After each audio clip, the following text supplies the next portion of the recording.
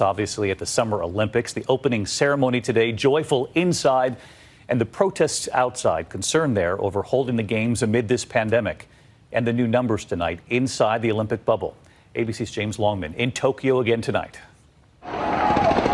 Tonight, an evening of celebration and of protests as the Tokyo Olympics gets underway. While tennis star Naomi Osaka lit the Olympic cauldron, marking the official start of the Summer Games, outside, protesters concerned about holding the Games during a pandemic clashed with police. Listen to that. That's the sound of police shouting at protesters. There are quite large crowds of them on this street down here below. We're not allowed to go because we're in the Olympic bubble. But apparently, they can hear these chants inside the stadium.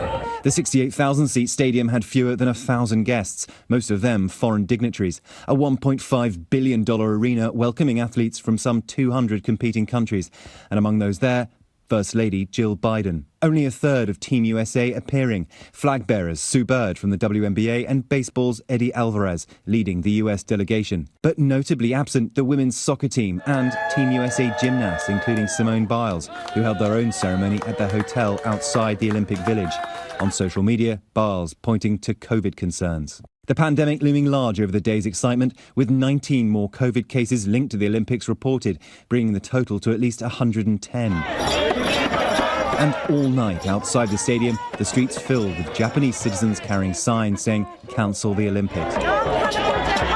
Protesters furious as new COVID cases have risen in Tokyo ahead of the Games. But earlier today, the executive director at the IOC telling our Amy Robach he's confident with where things stand despite the opposition. Is there a scenario in which these games could be cancelled? There's no scenario in which they can be cancelled.